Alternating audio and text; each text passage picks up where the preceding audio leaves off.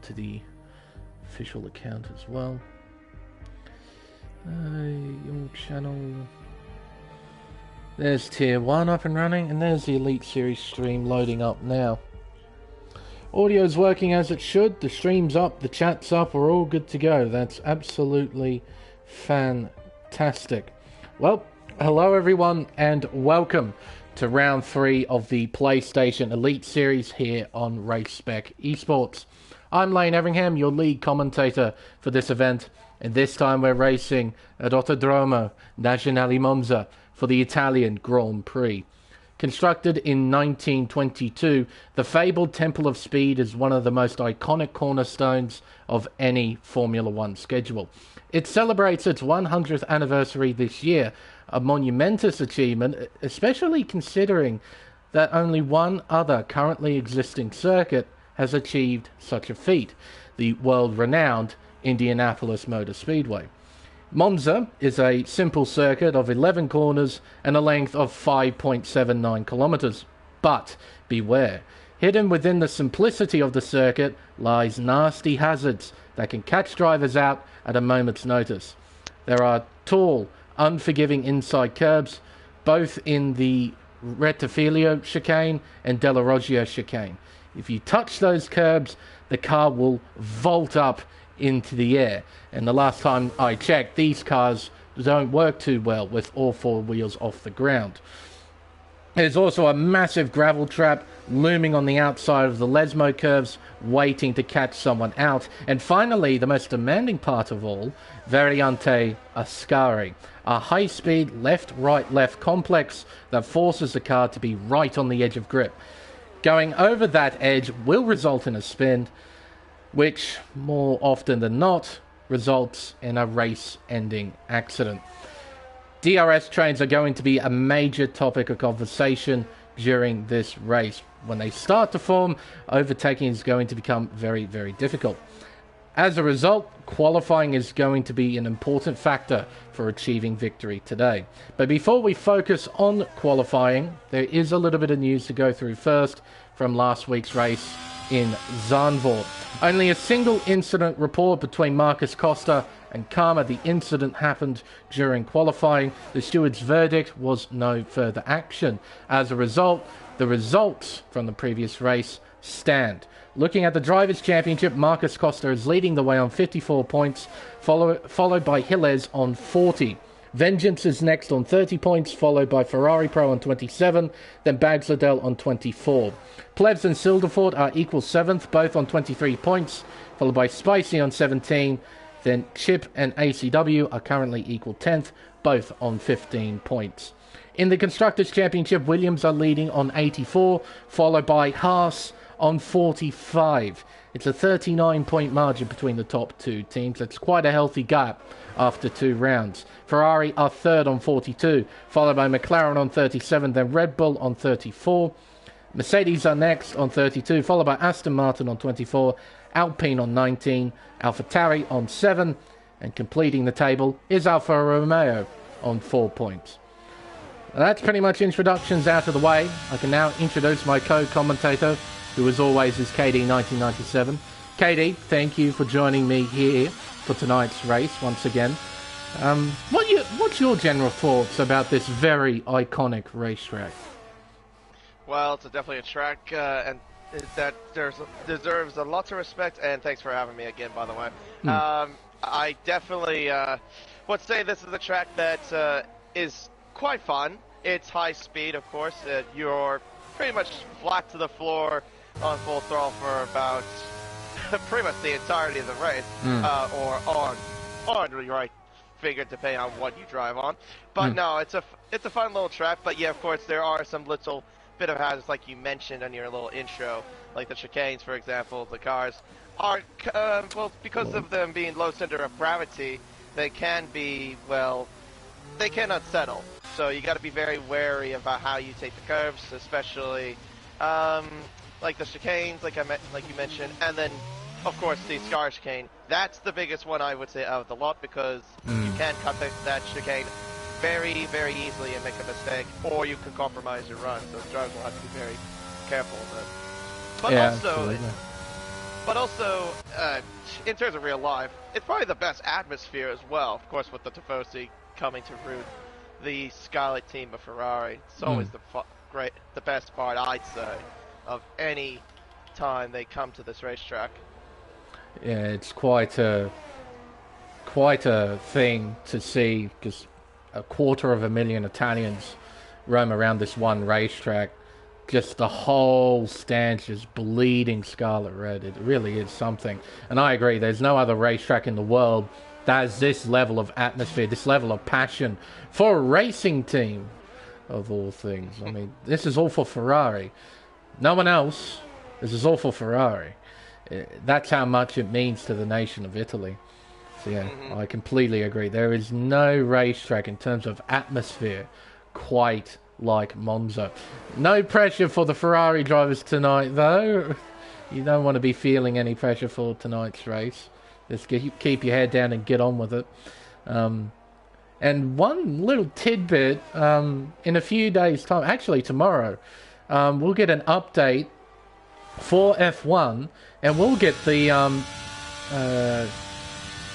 special livery Ferrari that they're running at Monza in real life, featuring its yellow decals on the car. So that would be pretty cool to actually have a look at when the update comes around. I'm very much looking forward to it. Yeah, if I'm correct, that's also to celebrate their 75th anniversary as a manufacturer itself. If I'm correct, yeah. So that's pretty cool.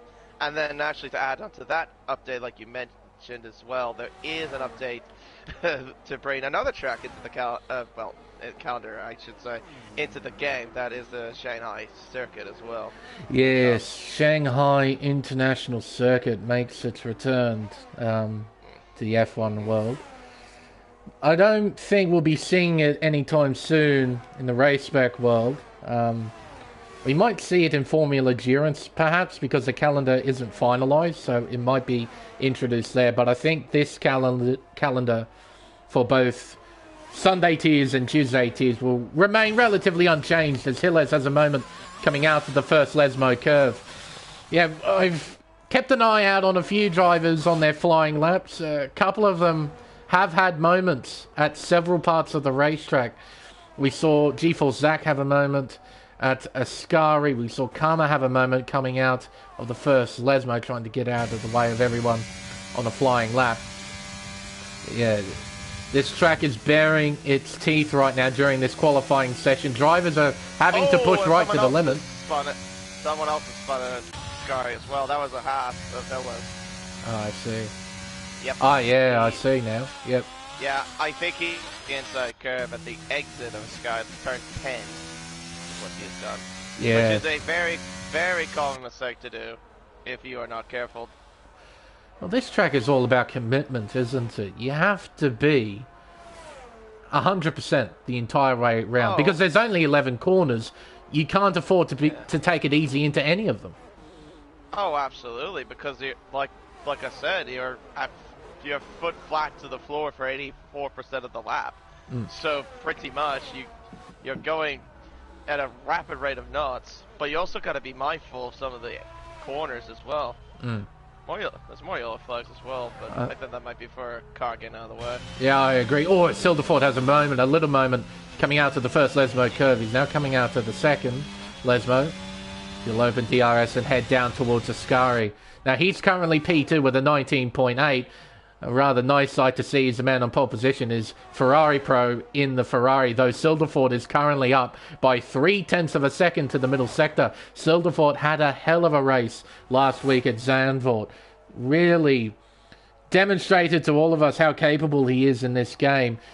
Really applied a ton of pressure to Marcus Costa to battle for the win. He ended up finishing second, but it wasn't by much, and I think he's going to jump up to pole position. He most certainly has. My goodness. By 3.5 he's done a 19.447. Interesting to see how the other drivers respond to that time. That's sort of equivalent to real life in a sense as well. Red Bull versus Ferrari. Yeah, right at the top. Yeah, top two being there, except it's just, in real life it's the other way around, of course. Currently, it's an Alpine 4-5 as well. Nick and Midas, P4 and 5, looking pretty good for the French outfit. Pump is up by just under 0.2 of a second to the middle sector. He's looking at a low 20 with this time, but if he can find a few more tenths here in the final sector, he might be able to jump into the 19s. He's coming around the final corner, Parabolica, probably the most important corner on the entire racetrack, as the run through there dictates how fast you travel down the main straightaway, as Pump does indeed go into the 19s with a 1 minute 19.965. Currently fourth quickest out on track. Bags Liddell, are you on a flying lap, buddy? No, you are not on a flying lap. Look like you're on an in-lap. G-Force Pato, an Italian himself, he would like to do well here. He's currently P7 with a 1 minute 20.056. Claire's making his way out of Curva Grande up towards Variante della Roggia, turns 4 and 5, and he's down by 0.2, and it doesn't appear he's pushing too hard right now. G-Force Zach has recovered after his mistake at Ascari. He's up to P6 with a 1 minute 20.032. There's currently 4 drivers in the 20.0s. If you train your eye to the left of screen, this is quite insane, but it's not too much of a surprise, is it? Qualifying is going to be close here at Monza, and I imagine a lot of people are using fairly similar setups as well. So, well, of course, you need a setup that you're going to have that would fit straight line speed, because that is crucial around a circuit like this, especially when it comes to the race as well. You need straight line speed, in this racetrack for sure. So I would imagine. I'll take a rough guess. I'll probably say they're either doing a 1-0, a 2-0 maybe, if they want to play it safe and get through the middle sector safely. Yeah. But otherwise, it's probably 1-0 is probably maybe more optimal, because you have straight line speed and you have a little bit of front end downforce to get through some of the high speed corners like Ascari. Yeah. But I mean, of course, we'll wait and see. But of course, that's just me taking a rough guess. Now Marcus Costa here is crossing the middle sector split. He is up by 0.3 of a second. With that sort of improvement, he can overtake Ferrari Pro, put himself P2, but he needs to find a little more time to try and challenge Silderford, who is our current pole sitter. Up towards Parabolica, entering at 337 kilometers an hour, bringing it all the way down to about 180 at the apex of the famous final corner. Up towards the line for Marcus Costa. It's not enough for pole position, but he is eerily close. 1/10 of a second separating the top two right now. And Ferrari Pro, he has found time in the middle sector, and he's found time in the final sector. He's now taken second place back. He's set a 1 minute 19.462. Wow. Not much separating the top two now. No. Nope, 200s. Gee whiz. It is tight. Yeah. Yeah, and over a 10th separated from first to about third, well, close to a 10th, I should say. Yeah, separating the top three right now. So, can anyone else join the party? Midas is up by a few tenths to the middle sector. Haas has spun out. That's Hellez again. Yeah. Midas lost time in the final sector. He lost about 2/10 in the final sector. Yeah, Paul Hiller is having a moment. He's on good form. He's got back-to-back podiums from Spa and Zandvoort, but he did mention in the Discord that he only did about 15 minutes worth of practice here, so he is a bit rusty. But he's currently P11 with a 20.3. He is just under a second of pole position. I think Karma might be going into the pits. Giles on an outlap. Rude and Roscoe are. Rude's not on a flying lap. Roscoe are you on a flying lap? Coming out of Della Roggia up towards Lesmos. No, you're not pushing. You're definitely not pushing at all. Spicer getting out of the way. Nick, you want a push lap? Sounds like it. He's heading up towards the first Lesmo curve, down to 5th gear. They're modulating the accelerator nicely mid-corner, trying to keep the back end in check. Coming out to the second Lesmo. He'll open DRS and head up towards the middle sector split. Underneath the overpass of the historic oval that used to be part of this racetrack. And Nick is up by just under a 10th of a second to the middle sector. So he's potentially looking at a 19. He just needs to complete this lap nice and tidily. Doesn't need to make any mistakes. Into Parabolica, 5th gear, short shifting to 6th. Using plenty of the road on the outside of Parabolica. Just try and open his line, and he's decided to bail out of it. Back out. Oh, he would have improved a little bit there. How much time do we have left in quali? Unfortunately, that... I think it's 3 minutes. It would have been tight with him doing an in-lap. He would have had about 2 minutes left in qualifying, and that would have left it tight for him to do one more run. So I think he's just realised how much time he has left as Giles spins and puts it into the wall. Oh, dear. Here comes a Ferrari. Well, Ascari's playing its little tricks, isn't it? Yep. This is Ascari. This is old-fashioned Ascari right here. We've had to deal with this for the past, what, 2 games? F1 2020, F1 2021. So it's a nasty bit of racetrack. The curbs are nasty. And the section itself, naturally, is incredibly high speed. So the car's right on the edge of grip. And those curbs, if you get one of them wrong, the car's just gone. And you can't get it back. And you'll be lucky, like Giles, that you're still in the session. Because it's really highly likely that you'll actually have a session-ending accident. Just because of how high speed it is. Usually the impacts to the wall are also high speed. So, as Chip has to deal with traffic on his flying lap at McLaren directly in front of him. He runs wide. Jeez. Yeah, you can see him wiggle the wheel. He was not happy. That's an angry wiggle, and that's an angry run off the racetrack moment for Chip. Yeah, he's he'll drive his Ferrari on the grass because he knows traffic is coming, and then he'll safely rejoin with an invalidated lap to boot. Because of course it is. Well, thankfully for his sake, it's not invalidated this and the next one. Oh, we can only hope. Otherwise that would have... I hate when that happens for sure. Yeah. Anyway, especially when it's nowhere near the final corner as well. I've had that happen to me at least a couple of times. I've had times where like I could go off a runoff area and pretty much just be there for just a few seconds, and then it would do it. Yep. Stupid. But Silderfort's on a lap, by the way. He's coming through Evergrande. Now, I did notice there was some styrofoam boards being broken at the runoff area at turn 1. As Silderfort is down to the first sector by 700ths. I'm not sure where they came from, but they definitely weren't from Silderfort. Marcus Costa is up by 14 thousandths, and he got a lovely little toe there from his teammate. Heading out of Curva Grande towards the Della Roggia chicane. Coming out of the Lesmo curves of Marcus Costa. Around turn 7, they're heading down towards the middle sector split. Silderfort, he has lost a fair bit of time to the middle sector, so he won't be improving on this flying lap, I would think. Marcus Costa, meanwhile, he's up by 1/100th of a second.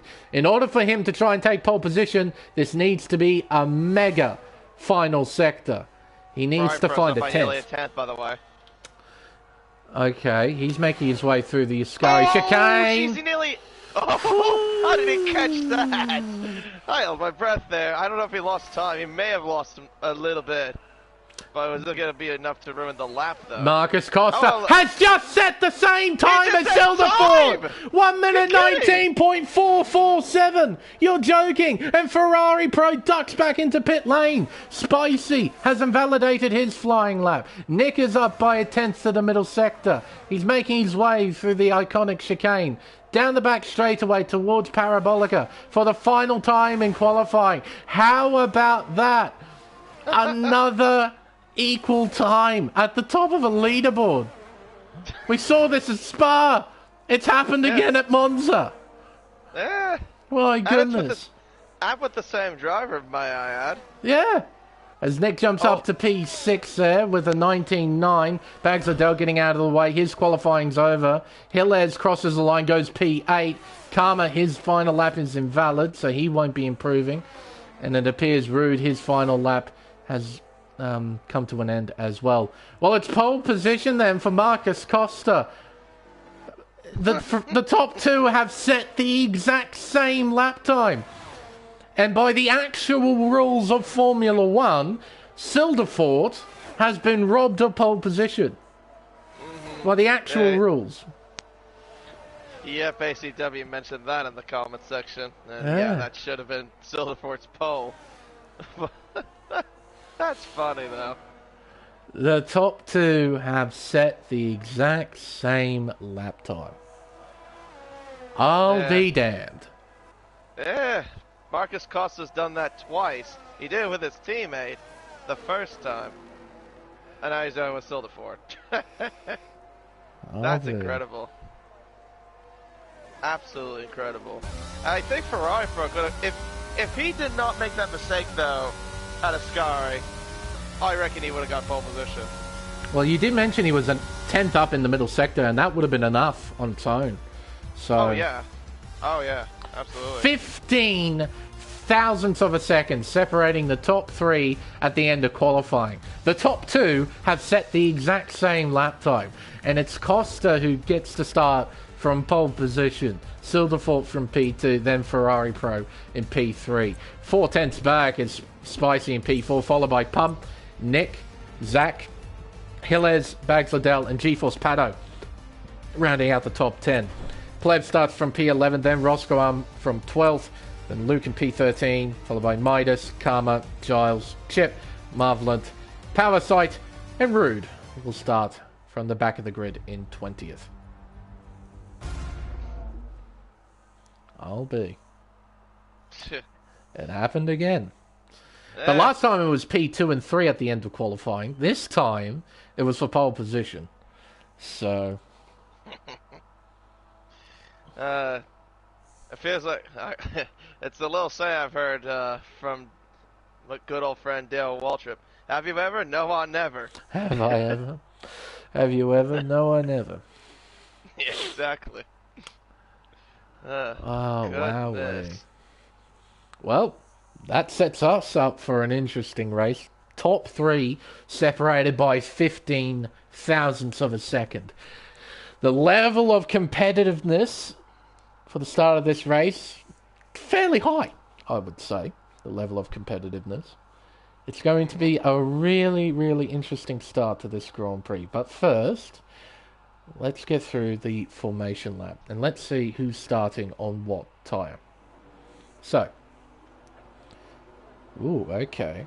So, top three, all of them are starting on the medium compound tyre. Marcus Costa, Silderfort, and Ferrari Pro. Spicy starting from P4 is the first car on the hard tyre. Two guys behind him, Pump and Nick, they're starting on the mediums. Zach from P7 is starting on the hard tyre. Gilles behind him is starting on the mediums. Then the next three cars, Bags, Pato, and Plevs, they're all starting on the hards. And that's it in terms of the hard tyre. Only 5 drivers on the compound. Everybody else is on the mediums. So from Roscoe all the way down, all of them are on the medium compound tyre. Interesting. Yeah, well, that's very interesting. So pretty much just the case here, the soft tyre, well, as any other racetrack, is useless. Yeah, pretty much. Well, that's good to know at least, but yeah, not a total surprise, I would imagine. It's been the same story with about 80% of the racetracks we have gone to in this game. The soft tyre is just dead set useless in race trim. In quali trim, it's the only tyre available. So, we got no mediums to use anymore during qualifying. It's just soft tyres, that's it. And the race, you've only got one set of mediums if it's a normal Grand Prix. If it's a sprint race Grand Prix, which we will be seeing next week for round 4 of the championship at the brand new Miami International Autodrome, drivers will have 2 sets of mediums available for that. So might see a bit of a mix-up in terms of strategy for that race. But for here now, it looks like it's either medium hard or hard medium from the looks of things. So, just like every other racetrack. Leaders desperately trying to get temperature into their tyres as they make their way back onto the grid. So Costa starting from pole position. he gets the racing line down towards turn 1. Theoretically, he should get a better start because it's a cleaner side of the racetrack. But if Silderfort gets a nice launch, he has the inside line for Variante Rettifilia. So this start is going to be incredibly crucial. Can I get a decent shot of the grid? Yes, no, maybe. Doesn't look like it. I'm not getting it. I'm only just getting a shot of Marcus. We got 5 red lights. A jump start for 2 drivers. Oh dear, oh dear, oh dear. It's lights out and away we go here at Monza, and it's a drag race down to turn 1. Costa's currently winning it as they head down towards the Rettifilio chicane. Costa covers the inside line and leads through the opening chicane. Ferrari Pro and Spicy are battling for P3. Ferrari Pro hanging on to 3rd. Nick and Hillers are battling for P5 as they head around Curva Grande turn 3. Nick is on the outside line. Hillers trying to fight down the inside as the leaders head towards Variante della Rossia. For the first time in race conditions, everyone sorted themselves out pretty well, I'd say. Yeah, he's overshot the chicane, didn't he? He did, and here comes the Alpine. Oh, I thought he would have gone there. Oh, well, he doesn't. But still, what's amazing to me is everyone's got through the first chicane, like you mentioned, pretty much relatively okay. Yeah. No incidents, no front wings damage or anything. No, everyone's... From what I can see. Although Pump here, he's got a missing front wing. Total missing front wing, so he'll have to make a pit stop on top of his drive-through penalty for jumping the start. And he's not alone. G-Force Zach has got a drive-through penalty for jumping the start as well. So, yeah, those two have sort of shot themselves in the foot here at the race start. Well, never mind what I said then. They've got a lot of work to do, and in goes Zach to serve his drive-through. And down towards turn 1 once again. Costa leads, followed by Silderfort and Ferrari Pro. 1 second back is Spicy on the hard compound tyre. He's got a lot of work to do to try and keep up with the top 3. But he's currently keeping just outside of that 1 second range. Hillez is P5, followed by Nick and Bags Liddell. Plebs is P8, followed by Giles. Now the interval's a bit wonky at the moment, but hopefully they'll be fixed at the end of lap 2. But Luke in the other Williams is P10. He has got GeForce Pato right behind him as Bags and Liddell battle for P7 and Plebs gets in front into P7. Oh, Giles has gone off. Oh dear. Oh yeah, Lesmo he has. Won. Yep, Lesmo won. Down to 18th he falls. Oh dear. Well, he needs to be careful. What if he got helped or just did on his own? Yeah. Power side in AI. Hopefully he'll be able to join the session and continue. Oh, a spin for Midas in the Alpine coming out of Ascari. Oh dear. Fortunately, the ghosting system is kicking in, allowing the drivers to safely pass Midas. He gets going again. He's a long way down though now, and he's actually going to fall into the clutches of GeForce Zach. Leaders are making their way towards Variante Rettifilio. 0.2 of a second separating the top 2. Silderfort can line up a pass in a few moments' time with DRS enabled. He might be able to try and line something up into Ascari if he really wants to. As Hillez and Spicy battle. Actually, it really wasn't much of a battle. Spicy just let him through. So Hillez is into P4, and he's got the task of catching up to the 3 in front. And actually, where's my position change graphic? Yeah, he's up 4 places. So a nice start from Hillez. Really nice start. Plebs up 4 as well. Luke up 4. Chip and Marvelant up 4. Root up 5. He's made the most out of everybody. So there you go. Well, now the game's just going to come is what's going to happen with straight line speed, because of course that's going to be the crucial bit now that comes into play, especially with the top 3 now. Well, the top 3 are now forming their own little DRS train, aren't they? And I think they're going to start either pulling away or keeping that 1.6 second margin they had to Hillez already. It's going to be very difficult for the chasing pack to catch up unless the top 3 start battling. So it's all down to what Silderfort and Ferrari Pro want to do. Do they want to stay behind, or do they want to give it 110% right here, right now, and go for it? As Luke sets a new fastest lap. Yellow flags are out. It's Zach. That's Zach. Yeah. G-Force Zach has spun it. Oh, poor fella. Yeah. Well, they don't go for any sort of move, so it's probably what you just said there. They're probably just gonna wait and just pull away if they can. Yeah. Well, yeah, it's only lap 4 of 27. We've got a long, long way to go. There isn't really a need to battle just now. And I just caught a glimpse of Costa's MFD. I think he has 0.08 extra fuel in his car. So he's running pretty even, I think. Bring up telemetry. He's got a red fuel icon. Yellow's flags are at its rude. Rude. It spun out. That's Del Roger Chicane. See, Costa's low on fuel. He's gone even from the looks of things. So has Silverford. He's got the red fuel icon too. Ferrari Pro? No red fuel icon for him. He's got 1.3 laps of fuel on target. Okay. According to his dash, that is. Yeah. Yeah, so he doesn't... In the case of Ferrari Pro, he doesn't need to worry too much of that. But that's a bit of an issue there for Marcus and Silverford, because they're probably going to have to be at some point where they're going to have to fuel serve, if that's the case. Well, I think that's what Silverford can do right now, being within DRS range of Costa. He can lift and coast down the straightaways and save fuel. Whereas Costa, he has to deal with all this clear air in front of him. He has to push his way through all of that, which increases the fuel intake. So Marcus has to be a little bit careful. And he probably has to try and plan out a way for him to try and save fuel. Try and get behind somebody, try and save fuel. So. Right. Meanwhile, Gilles, he's 2.3 seconds behind. That's Roscoe Arm. Oh dear. Yep, Del Roche Chicane. He lets some traffic through. Down to 14th. Yep. But also Marcus is doing, battery saving as well, because I'm looking at his telemetry. He has saved a lot more battery compared to the guys behind him. 80, well actually, now 87%, now it's lower than that. Compared to, let's say, Silverford, who is at 32%. And Ferrari Pro is at nearly the same thing. Oh, that's Roscoe Arm again. Again. Yep. In the gravel trap.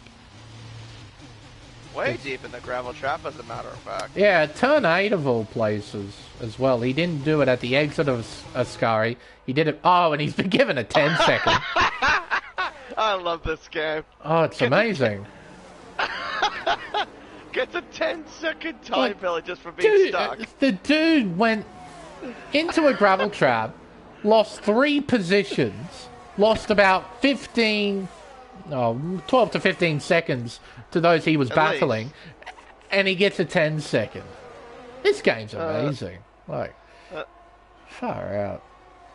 Well, at least it's competing with GT in terms of, its penalty system. Well, yeah, a lot of racing games just don't have a very good penalty system. They haven't cracked the code trying to work out a penalty system. Fortunately for Roscoe Arm, that 10-second penalty cannot be served in pit lane. So he can get that removed post-race if he so chooses.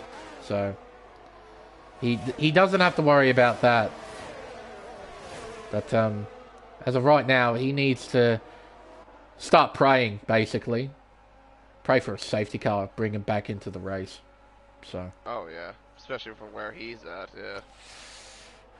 Top 3 are doing the job at hand as well. The gap now between P3 and 4 is 3.5 seconds. So the gap has well and truly increased. Gilles hasn't been able to catch up. Nick is closing in a little bit on Spicy. Not by enough, though, to attack into turn 1. But you got this sort of 5-car train featuring Gilles down to Bags Liddell. Then it's a bit of a gap back to Pato in 9th place. Yeah. We're not going to see too much action within these trains right now. They're just waiting for the laps to tick over. Wait until the end of the race. Then we'll start to see some action. This is just something we have to expect here at Monza. This is very common. So the leaders make their way towards the Ascari chicane. Half a second separating the top 2. Has he still got that red fuel icon? No.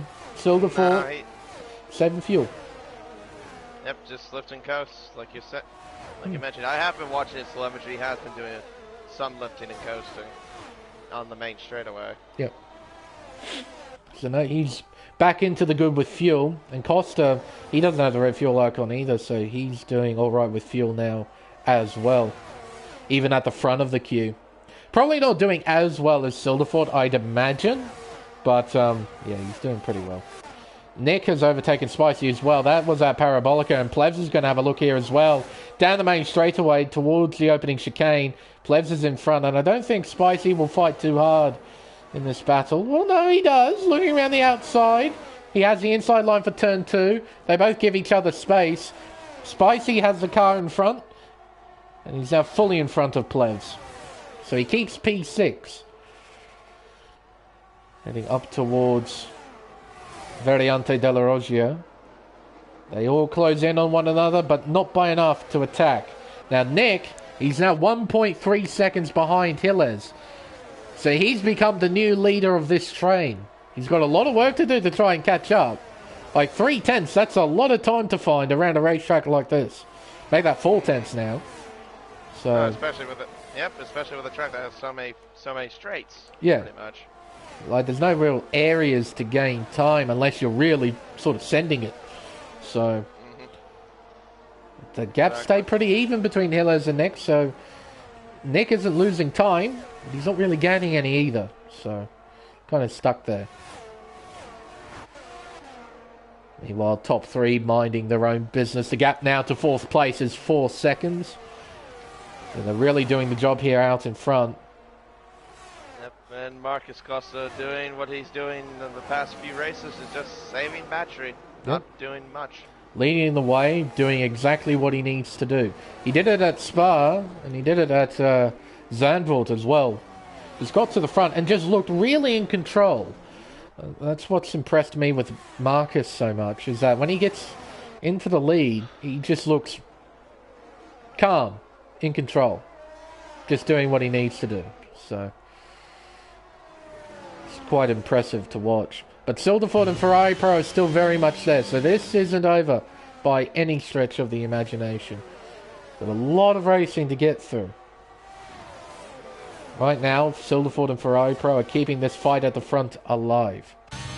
Meanwhile, Nick has lost time to Gilles, so the gap's increased to 2.2 seconds. It used to be about 1.4, so Nick doesn't quite have the pace that Gilles had. And now those behind Nick are sort of paying the price. Because they're losing time relative to those in front. Yeah, I think it's Spicey's thinking that, well, he probably will have to get past if he's if Asnick is losing time. Yeah, he could see he's not really gained good runs at a certain corners, even Parabolica. He looked kind of sluggish there. Yeah. And here comes Spicy. Yeah. DRS open and switches overtake on just briefly. You'll breeze by the Alpine with relative ease. Peak speed of 346 kilometers an hour. Absolutely insane speeds. And then they bring it all the way down to like 80 in the span of 150 meters. Yellow flags are out. It's Midas in the Alpine. Oh, at Parabolica. Yeah. There you go.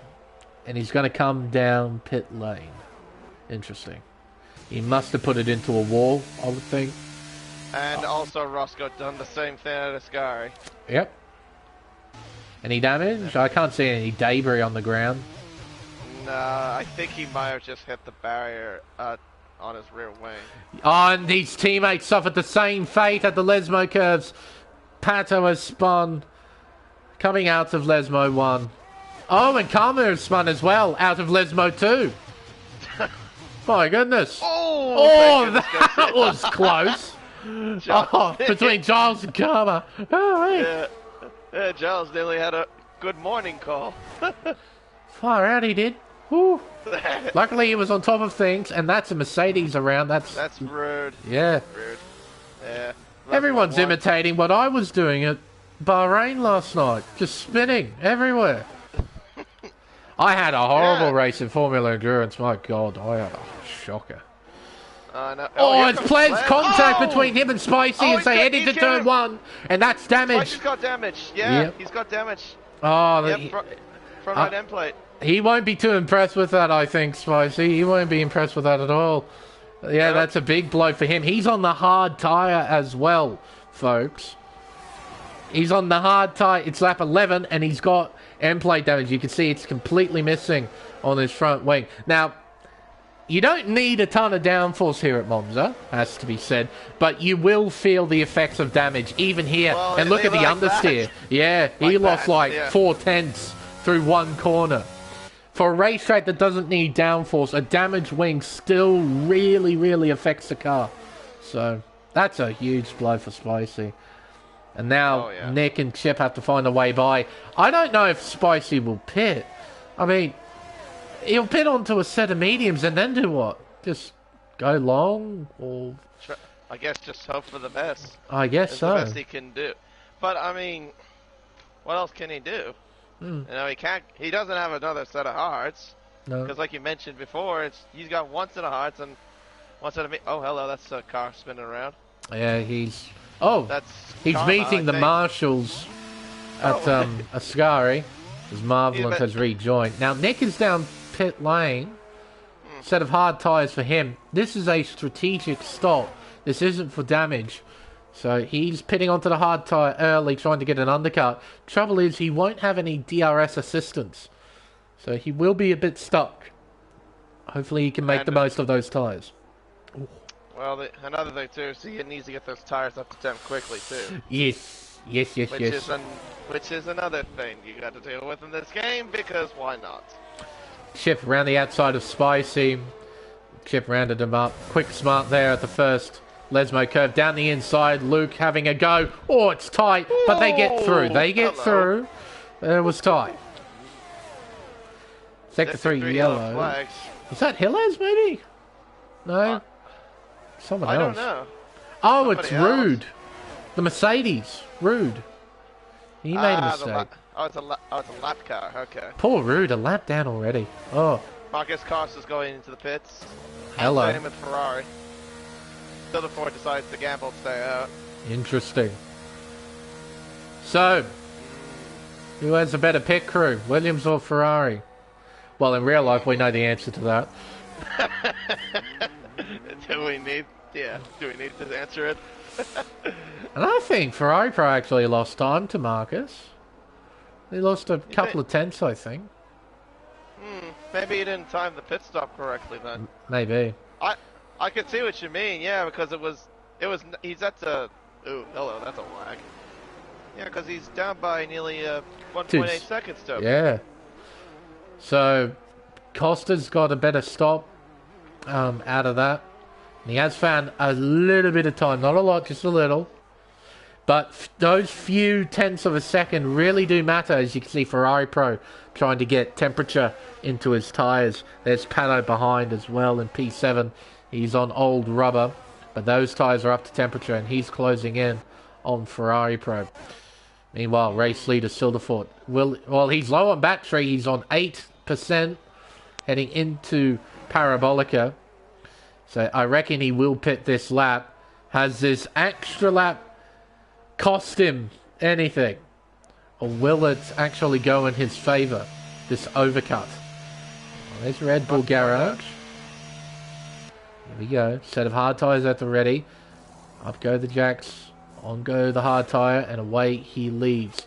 Now Costa is in the middle of Parabolica right now. It's a fairly lengthy pit lane here at Monza, especially if you're in a Red Bull right at the beginning of pit lane. Here comes Marcus. Oh, they're going to come close, I think, at the exit. Here we go, down towards Variante Rettifilio. Marcus Costa deep under brakes, looking around the outside. It's tight. Oh, and a slight bit of oversteer for Costa as well. But it's worked. Silderford is in front. Okay. Well, I was expecting the other way around, but there you go. Not gonna lie, I was fully expecting Hamilton and Verstappen there. Yeah, between it those was two. almost like last year. Yeah, last year. Yeah. just the it was eerie almost similarity between the two. I was fully expecting that. Yeah. But we just needed Marcus in the mistake. Oh, hello, Spicy. I think. No, that's another. Rude. That's rude. Never Poor mind. fellow. Ah, sorry. He's having a hard time out there right now. Don't worry, buddy. I understand the pain. I understand it completely. Here comes Costa, though. Down the inside at Ascari. and he takes back third. And Ferrari Pro... Pro's not back in it. Yeah, that's right. So it's on, once again, between these three. And the same order as well. Around turn 11. Famous parabolic curve. Spicy going into the pit. Silderford. The DRS open. Using a ton of battery. Here he comes. He's got a whole heap of momentum. Costa covers the inside line for the opening chicane. Silderford looking around the outside. Can't get it done. Oh, contact! Oh my goodness me. Between Silderford and Ferrari Pro. And that's cost Silderford quite a few tenths. He's almost 1 second behind Costa. He now is 1 sec. Oh, that was lag. Oh yeah, dear. I saw that too. Rude's out of the race. He's not crashed. He's started the bit. I don't blame him. I did the exact same thing. Yeah, well, good night, man. Yeah, no, this is cost Silderford. That touch with Ferrari Pro has cost Silderford. Does he have DRS? He does. He does. Yeah, just stole him out. There's the Ferrari, right behind, half a second behind. Silderford closes in by quite a few tenths down this straightaway into Variante Ascari. Turns 8, 9, and 10. Gets out of there pretty well, I'd say. Costa did a better job, but not by much, by literally a few hundredths. So it's still incredibly tight between the top three. Plebs finally pits in to get off the hard compound tyre. He'll move on to a fresh set of mediums. See, everyone's who have made pit stops. A lot of people on the hard tyre, not too many on the mediums. Only Plebs, Bags, and Spicy. Zach down in P15 is on 11 lap old mediums, but they've definitely seen better days. So Plebs, he'll come out in P6. Liddell overtakes Nick. That was for P7 as they head down towards turn 1. So Plebs in a pretty solid position here in P6 on those fresh medium compound tyres. He's got a bit of catching up to do, though, to Hillez. 4.4 seconds. It'd be tough. He needs to make the most of the tyre advantage he's got right now to try and catch up. But even then, I think it will be too much of a gap. So, meanwhile, Pato here still out on track. Yellow flags are out. It is Midas. Yep, and Parabolica. A lot of the guys are having a real amount of trouble here at Monza. Just really demonstrating how difficult these cars are to drive. Just the slightest mistake and the car goes round. That's all it takes. So you need to be on top of your game all the time. Otherwise, yeah, the car will come out from underneath you. And if you're really unlucky, it goes into the barrier. So Luke gets a 3-second time penalty. Here comes Silderford. Yep, he most certainly is coming. He's got a lot of speed in that Red Bull. And he slingshots by Costa down the inside. Costa, though, fights back around the outside at turn 1. He has the inside line at turn 2. Coming out of the opening chicane towards Curva Grande. It's a drag race. He doesn't have a run. Oh, he doesn't. Yeah, he had wheel spin coming out of the exit of the corner. Now Ferrari Pro smells an opportunity. He's right on the back of the Red Bull as they head towards Variante della Roggia. But no one's really in a position to attack here. Coming out of the chicane towards the Lesmo curves. Into turn 6 and up towards turn 7. Look at that, half a second separating these three, and it's a battle for the lead of the race. Fantastic. Down towards Variante Ascari, 2/10 separating the top two. Make that a 10.5. Make that 1/10 as they enter turn 8. Silderford is right on the back of the Williams. He's hounding the back of Costa's car. He hasn't found a way by just yet. He was very close on this lap. Wasn't quite close enough. Try and make the move stick.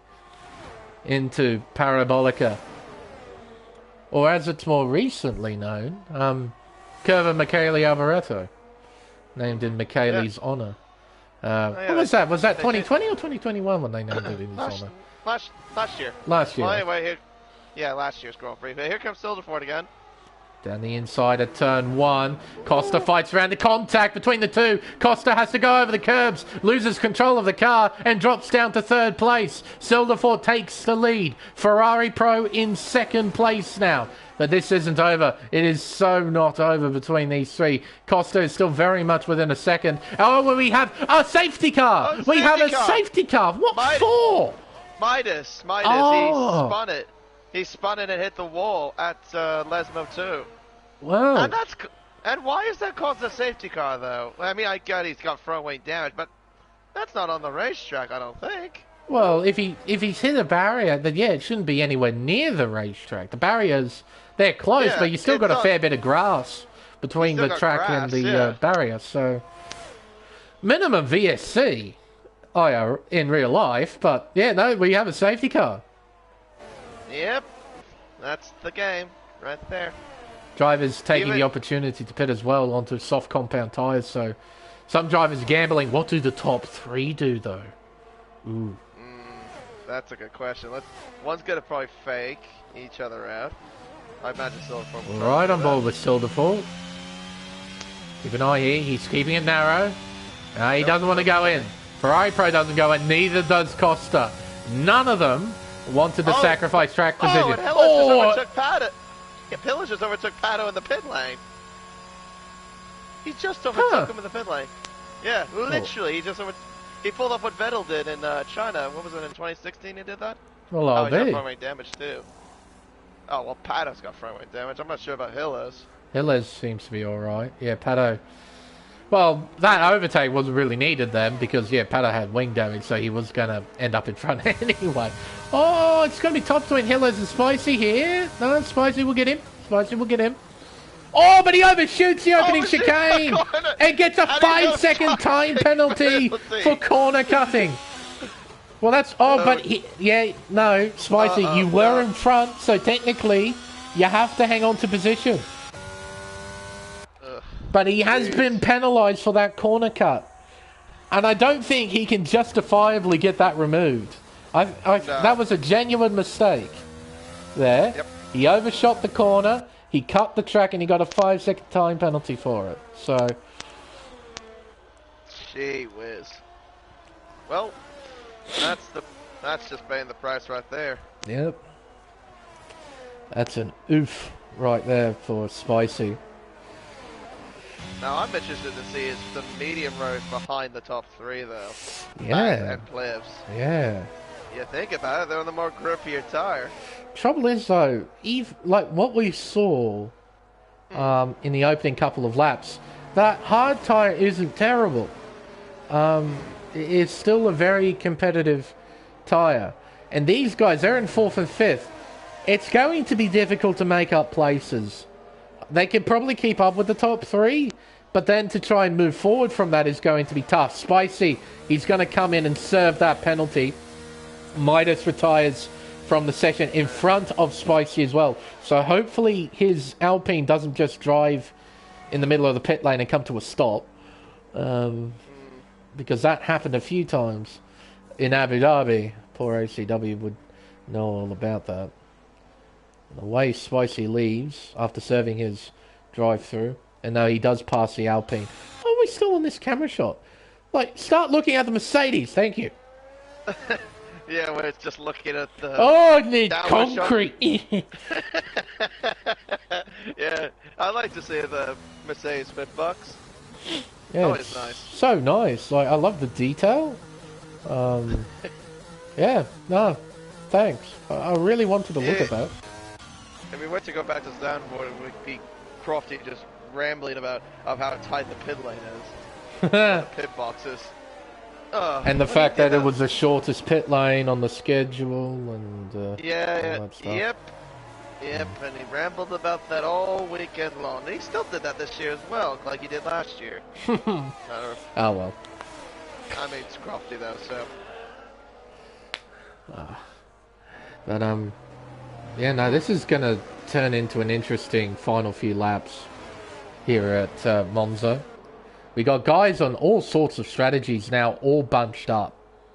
We got guys on hard tyres who have track position. We got guys lower down who are on fresh, soft tyres, and they're looking to send it. That's all their game plan is sending it. So, this is going to be an interesting final few laps. Well, I hope, anyway. So. Well, at least also the the benefit of this too for drivers like Silverford and Marcus, if you remember, had low fuel targets. They can at least save that. They can save it now. Yeah.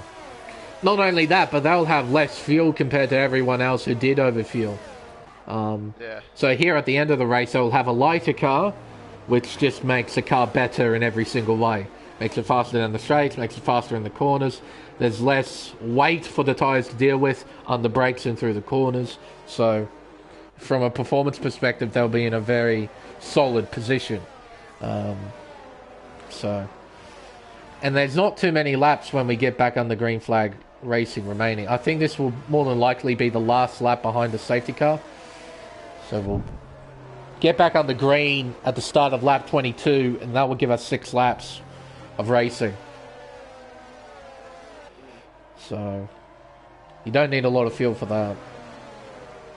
You can also see with the position change graphic, we've got, in terms of those who have really shuffled up the leaderboard, Bags Liddell up 5 places from 9th. He's currently 4th. Plebs up 6 places. We got Chip up 8 places in 9th. Got Power Sight, the AI Power Sight. He's up 8 places. Go the AI, as the safety car is in this lap. Giles up 3, Marvelant up 4. Yeah, we got some people moving up big time, and those further down, they have the opportunity to try and salvage something out of this. It's going to take a hell of an effort to get a really big points result, but so long as they get into the top 15, you will score something. So, get rid of the position change graphic now. Keep our eyes on the start of this final phase of the Grand Prix. Alright, Silderford, our race leader, coming around Parabolica. He gets to decide when to go back on the green flag racing. He is waiting patiently, waiting for his moment to send it down the main straightaway, and away he goes. So now it's lap 22 of 27. We have got 6 laps to go, and it's not a great restart from Ferrari Pro. Costa and Bags Liddell are battling him down towards Variante Rettifilio. Down the inside, Costa goes into turn 1. Ferrari Pro fights around the outside, looking up in the background as well at turn 1. Pleb's got a bit stuck up there by Bags as well. I see. As they head around Curva Grande, the gap between the top 2 is 9/10 of a second, so a really solid restart from Silderfoot. Costa desperately trying to find a way by. Can't do it there around the outside of turn 4. Just can't be done. Going straight on a few cars, actually. Yellow flags are out. That's other Ferrari Chip. And the spin in the background, it's Nick. Nick, yeah. Costa! He's down to 5th place. Mate, that's 6th place. What on earth? Did he make a mistake? He must have made a mistake. Must have. 1 or 2. Or something. Either that or he had a helping hand somehow, maybe from Ferrari. Oh, it caught these plebs! Plebs and Hilles. Oh dear. Hilles just ran to the back, and I think we've got a full course safety car. Yes, we do. Because of that. Yeah. Oh dear. You can see the destroyed front wing on Hilles' Haas. And Plebs, I would not doubt he has rear wing damage from that. That was a big shunt at turn 8. Yeah. Hilles just completely outbroke himself. Yeah. Just didn't it, or just forgot what a brake pedal was. Yeah, he hit the back of Plebs hard. Giles is into the pits. He did. And Luke's got a 5-second penalty. He had a 5-second penalty earlier. He could have served that. No, he's got another 5-second now. Oh dear. So they must have got damaged at that Del Rush. I imagine the Del Rush chicane, because there was a lot of changes that happened there. Yeah, we had a few drivers spin out. I noticed Nick spun out at turn 5, I believe it was. I know someone went straight on as well. I don't want to guess who that was, but yeah, someone went straight on. I couldn't see, to be fair. The only thing I saw was just the Alpine of Nick standing stationary at one point, and then of course seeing Hillis just slam the back of Plebs at Ascari.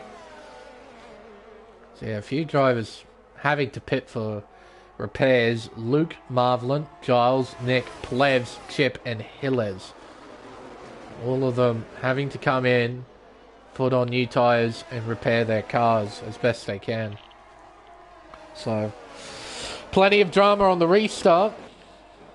And plenty of drama I didn't get to see, unfortunately.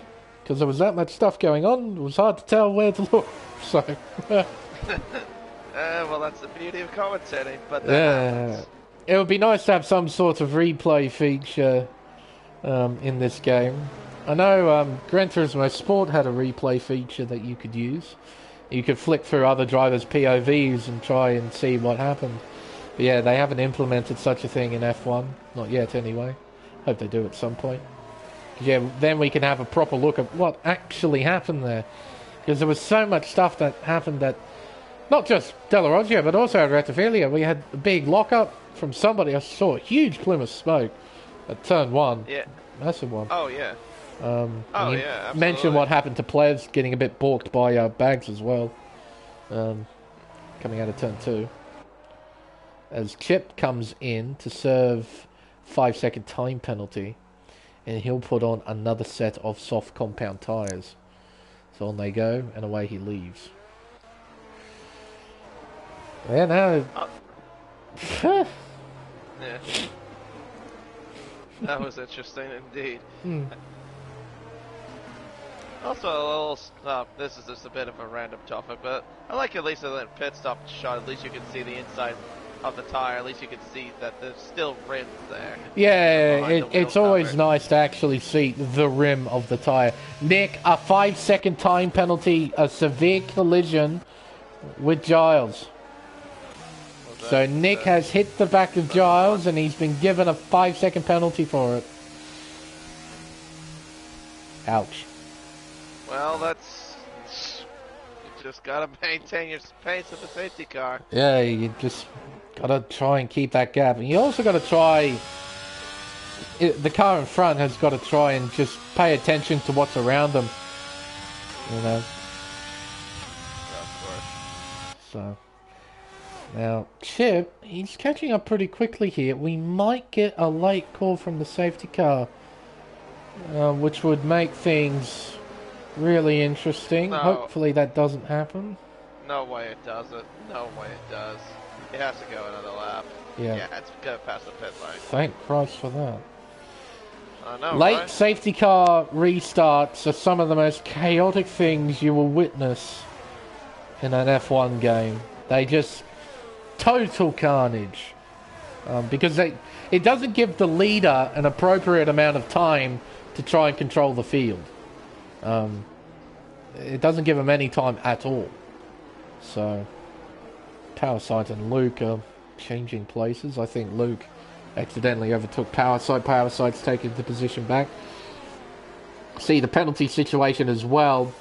Now I think the most debatable one will be the 10 seconds Roscoe Arm has. I think he will get that removed because that's complete rubbish that he got a 10-second penalty for essentially crashing and rejoining the racetrack. So he'll be able to get that removed.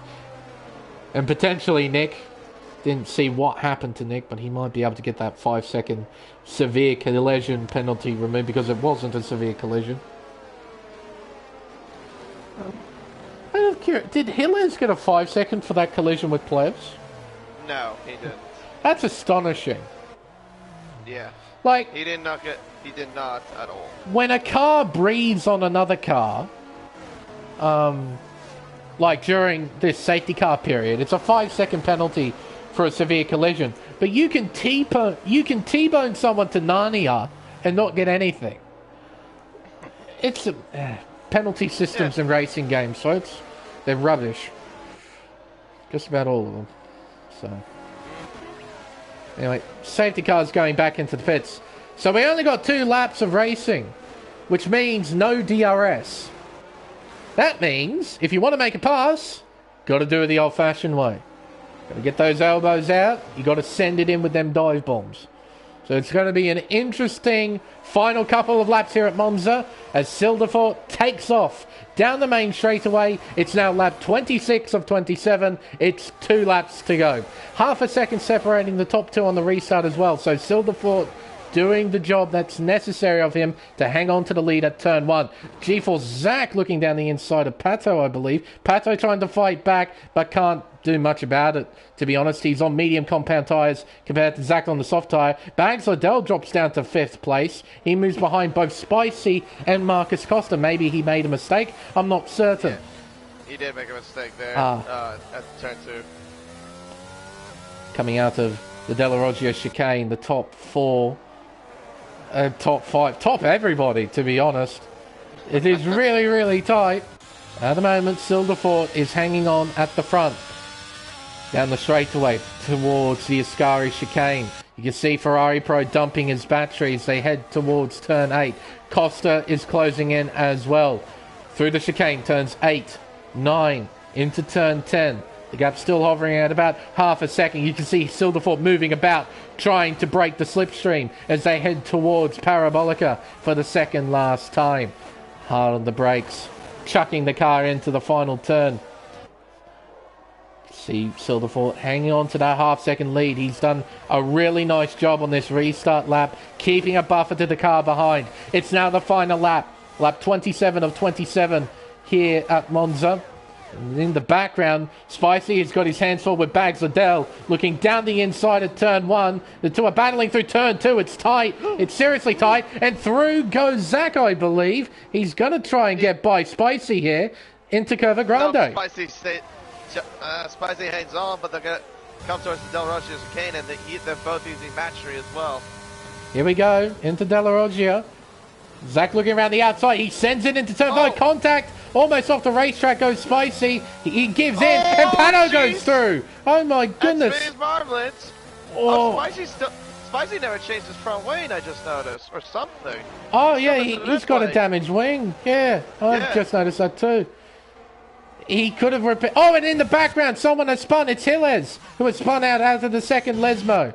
Meanwhile, out in front, half a second still separating the top 2. Silderfort doesn't get a great run, though, through Ascari. Costs him about a 10th. Ferrari Pro shadowing the Red Bull as best he can, but it's not going to be enough. Silderfort heads into Parabolica for the final time, coming out of the famous final turn. He's in front, leading the way, and he'll take the checkered flag and win the Italian Grand Prix. And Hillis is retired at the back straight as well, so he's not going to score anything. Wow. There we are. Top 3 separated by 6/10, almost 7/10 at the end there. And the same driver is also back on the podium as well. Except compared to last week, we have Ferrari Pro now at the podium. Power side. The AI was given driver of the day. Great game. Well, at least I guess it wanted to give it to him, I guess. Yeah. Now it's time for the corridor of celebration for our race winner. What a battle it was at the front of the field. Silderfort taking the win here at Monza. P2 for Ferrari Pro. 3rd place to Marcus Costa. Another big points haul for the Williams driver. He will extend his lead at the top of the drivers' table. But for now, it's Red Bull who are on top.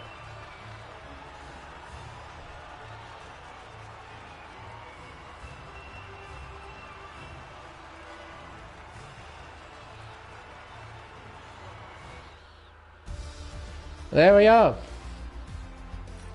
An interesting race indeed here at Monza, as it usually is. And the unofficial results for this Italian Grand Prix. Silderfort wins by 0.3 of a second over Ferrari Pro, followed by Marcus Costa completing the podium. P4 goes to Bags Liddell. Behind him is G-Force Zach, a solid points haul for Aston Martin. Followed by Karma in P6, then Spicy in P7, Pump P8, Giles P9, and Plebs rounds out to 10. Then we got GeForce Pato, Chip, Powersight, Nick, Luke, Marvellant, Ross Graham. Hilles is classified in 18th, but he did retire on the final lap. Midas and Rude are our 2 proper retirements from that Grand Prix.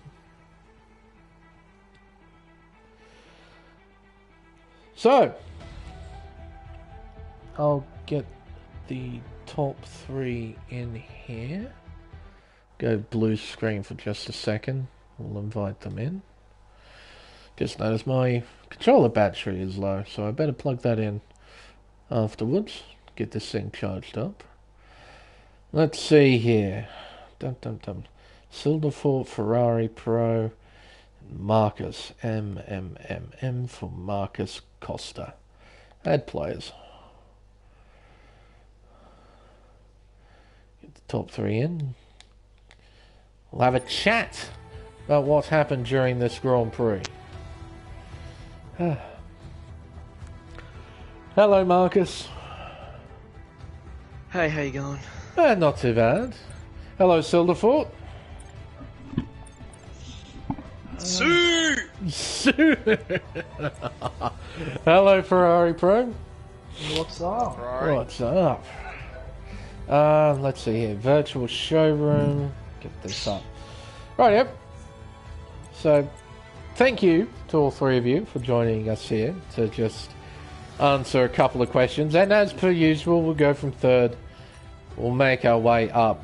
So, we'll start with you, Marcus. It's podium 3 from 3 for you today, but it was looking like it could have been a potential win out there on track. You drove a very fine race today.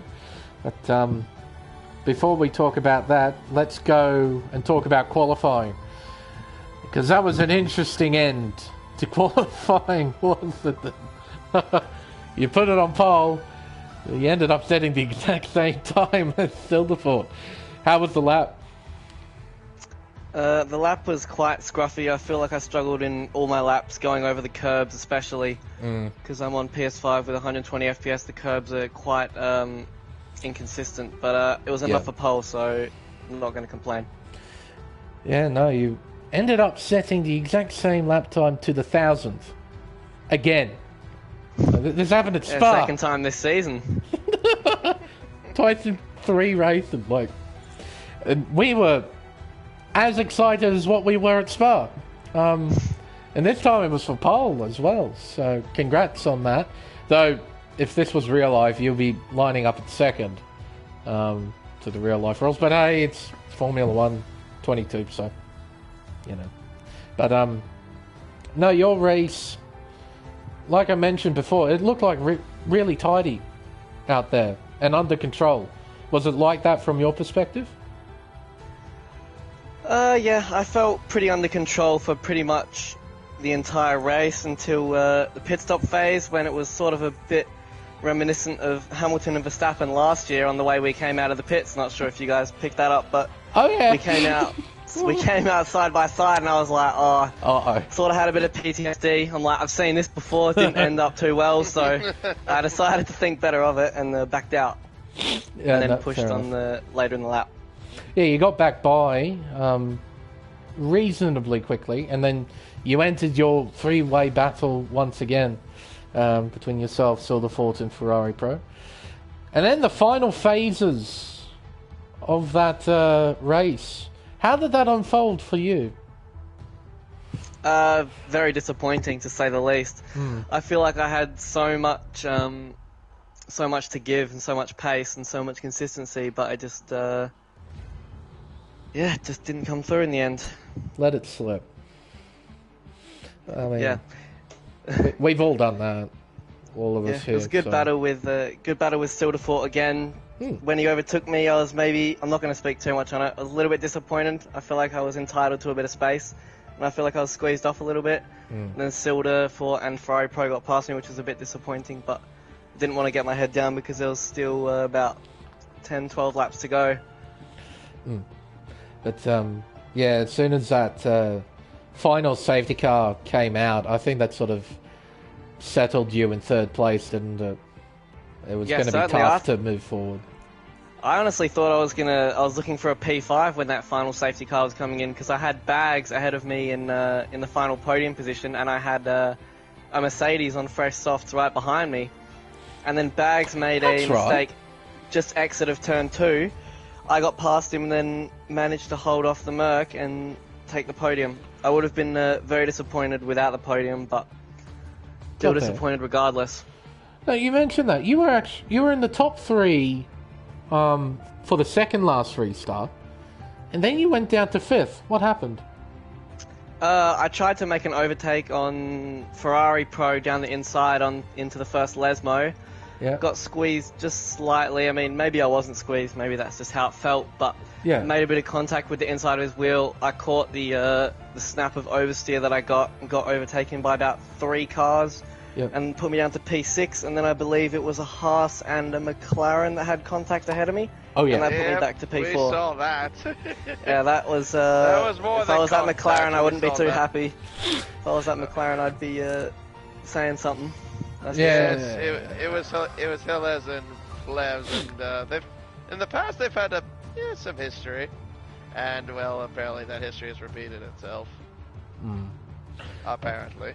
But KD, have you got anything to ask Marcus? So how was your fuel situation though? Like, let's say towards like before your pit stop, because we were talking about you and Silderford. Your fuel situation. Like you were both, I think, even at on your fuel targets. Like what was it before you made your stop? I believe it was. Actually, to add on. I believe it was neutral. I think it was 0.00. Oh, okay, so you did. Oh, okay, so it never like increased or decreased. It just stayed the same. Yep. Fair Now, enough. now if it was to continue under green flag racing, like let's say if the safety cars never happened, do you think you could have made it to the end of the race on the fuel that you were at? Yes, certainly. Oh. Fair enough. Because yeah, no, that's something that we noticed when we chucked up to telemetry and looked at both of you. You both had the red fuel icon. For some reason, it doesn't appear yellow. In previous games, it would appear yellow when you're even on fuel, but this one it just appears red.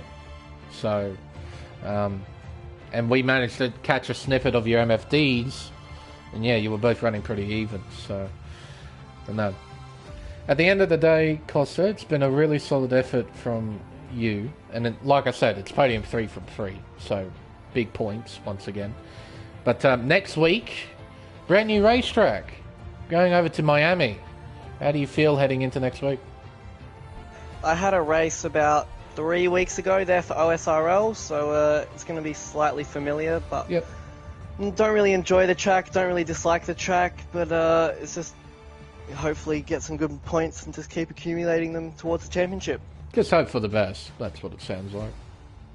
So, no, best of luck then for next week, Marcus, and congratulations on your P3 finish tonight. Well done. Cheers, mate. Appreciate it. We'll move on to P2. Ferrari Pro.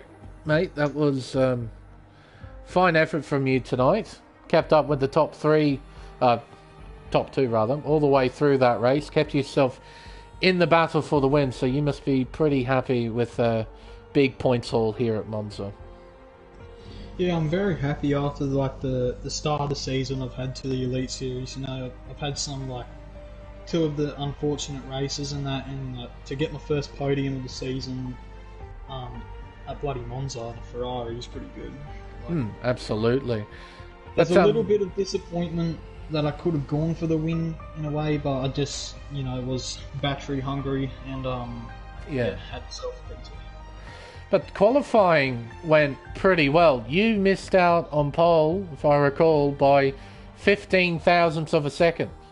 So I wasn't even mad. Like, that was just awesome. Like, for Silda and Costa to be like neck and like legit literally the same neck and neck. Yeah. and me be like a fingernail behind. Like, it's It Pretty reminded me a lot of Villeneuve, Schumacher, and Frentzen. Yeah, at Jerez in 97. Yeah, where all 3 of them ended up setting the same lap time. You were 15 thousandths of setting the same lap time.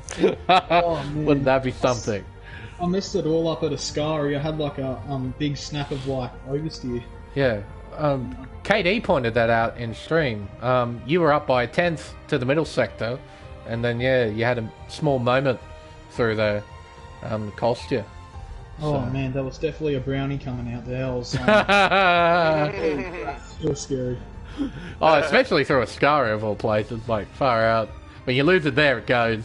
You don't often catch it, so did well to catch it.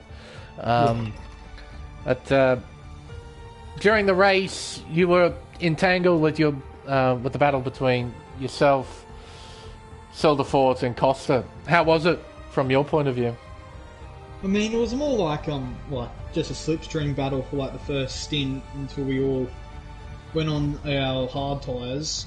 Then the battle started happening. Like Costa ran wide. It was nearly a Verstappen and Hamilton because like Costa had to cut the turn two curb. Yeah. So that's how I got past. And I think after the restart, we had an incident at Lesmo 1, which he pointed out, and I couldn't actually, I was looking back, just flickering back so quick, and I couldn't actually see. I could only see his rear wing, so I basically had a tiny bit of a blind spot. But I knew he was there, so I tried to give enough space. But I think we just made some contact, and he dropped back a few positions. And unfortunately, on that final restart, just couldn't quite get close enough to Silderfort to try and attack. Yeah, I think I was just a bit too draggy on the front end. Literally one wings. I'm not sure what he was running, but one wings just felt so draggy. 1-0. Right. Oh, you were in run 0. Okay. I had a suspicious feeling that maybe a few of you were going to run like a 1-0 or something like that. Yeah, because I like to have the extra wing for the chicanes, Lesmo, and all that. Yeah, exactly. I think 0-0 could have worked good because I was controlling the understeer pretty good too. Yep. Yeah, I do remember if I add on, I remember I did a crossplay race actually on Wednesday, and I tried with 0-0 wins. It actually wasn't the worst feeling in the world. It actually wasn't too bad. So if you could have done 0-0 wins, you definitely could have benefited from that and had the car less draggy, for sure. Yeah, I think that's something I've got to look into for the future for another Monza race. But, KD, have you got anything to ask Ferrari Pro about the race? Not that, nothing too much, but that's actually a good effort from you, Ferrari, especially to at least finally get a podium. It's like you mentioned, it's been a bit of a sluggish start, but at least you got up there. It's pretty much like the season goes. It's not about how you start, it's how you finish. So well done. Yeah, thank you, man. Just like I said in the first couple, I'm wasn't happy with the podium, but just a tiny bit of disappointment, but still just really it always hurts when you come second. You're happy that you've got the big result, but it hurts. It always hurts. Unless first place is 20 million miles down the road. Then, fair enough. But, it always hurts. But, next week, Ferrari, we're over at Miami. How do you feel heading over to the brand new racetrack? I don't know really what to say. I haven't done much races around there, actually. I mean, I was in TRL Limitless, his lobby that he did a couple months ago on the PlayStation, and I beat him around Miami, so I guess that's alright. But I don't know, apart from that, I don't know, it'll be interesting for me. It's like an up and down track and time trial. Yeah, it can be a bit like that at times. A couple of areas that can catch drivers out pretty easily, so it should be interesting next week. Well, best of luck to you, Ferrari Pro, but for now, congratulations on your P2 finish. Well done. Thank you, boys. But, we'll move on to our race winner, Silderfort. You're the winner of the Italian Grand Prix. How does it feel? Oh my god. See, ragazzi! Let's go! Oh my god, it's been so long since I've won a league race, man. Oh my god, it's been so long. Finally. And you've done it at Monza. Yeah. I'm kind of speechless right now. No, fair enough. But, no, you put together a pretty solid race. You kept the battle alive between yourself, Marcus, and Ferrari Pro. But before that, you put together a lap time that was the equivalent of the pole position time. And unfortunately, you had to line up P2. I was so salty, man. That is so I could imagine that. like, no, I wouldn't mind being second, but it's literally the same time. Which hurts even more. Yep. 1 minute 19.447. Same time. And the thing is that Lane mentioned in the stream too. Of course, in the F1 rules, is that if you set that time first, you get pole position. If the other driver gets the exact same time. Yep. But of course, the game decides, well, nah, we'll give it to Marcus. We'll do the opposite. We do the opposite of what they do. So, but how was the lap? How was the lap time? I think the lap was pretty good because it was my personal best out of all the runs I did. I did like one run before the actual race. I did a 90.5, so 90.4 personal best. So quite pleased with that. But I had a massive tank stepper at Lesmo one. I nearly bottled everything there. But no, yeah, big style oversteer at Lesmo one. Well, for the rest of the lap, you kept it together, and as a result, yeah, you essentially set the pole time to the thousandth. So you got to line up on the front row. Costa managed to get you though off the line, heading down towards turn 1. But as I mentioned, you kept your battle alive. How was it from your perspective? I don't know if you saw on the broadcast, but I nearly ended my race on that one. Coming to the second chicane, I locked the rears, and I almost spun. Yeah. I think almost I might have been looking at the midfield heading down towards the second chicane. I do remember KD pointing out Hillers going almost straight on at turns 4 and 5, but yeah, didn't quite spot you do it. So yeah, I locked the rears. Yeah. Almost died. Well, but yeah, you didn't at the end of the day, so that's yeah, positive. I managed to save it. Yeah, after that, it was just about being patient, sticking behind Marcus, managing my ERS, and waiting for the right opportunity. Yeah. And that came around at the first pit stop period, where you did an overcut on Costa and Ferrari Pro, and it worked as well. Yeah. I was so pumped about that because I knew sticking behind him that I had a little bit more pace, so I decided to stick it out the extra lap, and yeah, managed to come out in front of him. Just barely though. Just barely, but you got in front. It was very much Verstappen Hamilton vibes between you two through turn 1 and 2. My goodness, it was very, very intense to watch. But how was the final stage of the race for you during those safety car periods? Because that ultimately made your race. First safety car, I had a good restart. Managed to jump Ferrari Pro. I think by like 7/10ths, and then I managed to pull out the DRS. And then after that, another safety car came out. I don't even know why. Was that a crash? Yeah. Plebs and Hillers came together at turn 8, big time. So, yeah, safety car came out for that. Caught it on stream if you want to have a look at it. Because it's a shunt and a half, like Plebs get sent to Narnia. Oh no. Yeah, no. It's not good. But you managed to control your final restart pretty well, though. Yeah, but after the second safety car, I knew that all I had to do was keep composure and drive, and I would win because it's only 2 laps. Ferrari Pro wasn't even gonna get DRS, and I had a full battery. So at that point, it's just bring it home. Yeah. That second safety car ultimately gifted me the win. I'm not gonna lie. Well, yeah, it allowed you to recharge your battery and essentially just dump it all on the final 2 laps. And the cars behind can't really gain from that.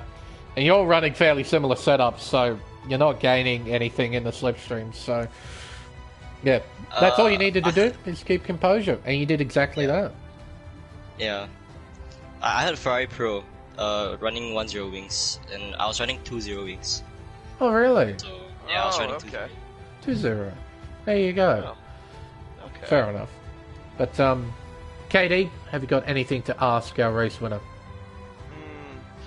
So, not really too much actually, but other than just congratulations on your victory. That's very excited for you. That's also, is this your first win? In no. Race Spec? Yes, my first with Race Spec. Yeah, like, yeah, okay. Well, there you go. Well, you get. Yeah.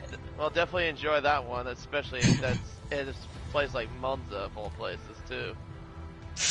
Oh, I know how that feels. yeah. Got my first win in ages at Monza a little while ago, so it was quite a nice feeling then. And I imagine it's quite good for you too, Silverford. But one final question for you, mate.